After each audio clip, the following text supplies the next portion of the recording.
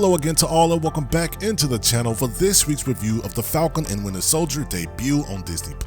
Now before we get into this review, and yes, there will be spoilers as we discuss certain scenes that stood out to me. So first of all, I want to cover the dynamic that has been set up by Marvel since Civil War between Sam, aka the Falcon, and Bucky Barnes, aka the Winter Soldier, and how this pairing is a unique and frankly different take on the old tried and true buddy comedy genre, a trope. Now, when it comes to our two main leads, I think I'll begin with Sam first and how he kind of shrunk away from his responsibility to Captain America. Because it's clear from his speech that Sam does realize that the shield is more than just a promise to one man, that it's a mantle that he doesn't feel worthy enough to be able to carry. Sam is coming to terms with what it's going to be to pick up that shield. And that's where we kick off the show. The legacy of that shield is complicated. Now, can we be candid here? Steve Rogers was not only just morally centered, able to make the right decisions in the right moments, which is key to be a leader, but also stupid enhanced. I mean, he went up against Thanos twice, didn't even blink an eye. And if you and I are thinking along the same lines, is Sam gonna get some kind of super soldier serum? Because the up and rising Flag Smasher group obviously has some people that, ironically, as Captain America put it best, we have an enhance in the field.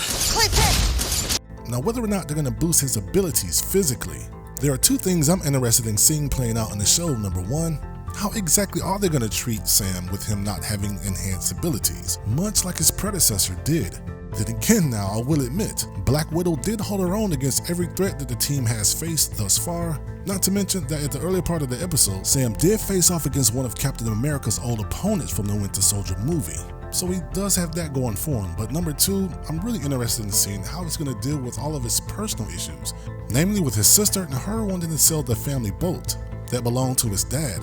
And by the way, those segments of the episodes was a nice peek into a modern day superhero, and also gave you a perspective of the character that really grounded him. And plus this new Captain whatever, right? How many episodes is it going to take for Sam to come to his senses or find it within himself and take the shield from the person who I think in the comics is the US agent, if I'm not mistaken? And wait a minute, Tony didn't leave any money in the pot for the team after he left? Oh, actually, he's the boss. I just pay for everything and design everything and make everyone look cooler. I love you 3,000. Now, when it comes to Bucky Barnes, there's an aspect of this show that really makes you think. After 90 years of being brainwashed and in service of Hydra, how do you become a regular human being? And most importantly, is it really even possible? Is it really achievable? Now, as we all know, after the events of Civil War, Bucky went into some type of stasis in Wakanda and was also helped to some degree, which we don't know yet, to be free of his brainwashing. So given the fact that his therapist mentions that he's gotten his mind back, it just makes you wonder if you've seen some clips from the trailers that at some point Baron Zemo from Civil War is due to return. And if you know what happened in Civil War, Baron Zemo manages to get to Bucky Barnes and unlocks his programming, causing the Winter Soldier to go on a rampage. Now, whether or not this is going to happen, I wouldn't put my money on it, but the one aspect of the show I find ultra fascinating and compelling is the fact that we now have a show that shows him trying to be normal, which is a government-sanctioned part of his therapy and offering his name and his history and things of that nature. It seems like him just being normal is the most awkward part of his whole recovery process, and how that just might affect him once the father finds out that he killed his son. Well, that's just about everything I want to cover. Stay tuned in the Content Meta for more reviews just like this one.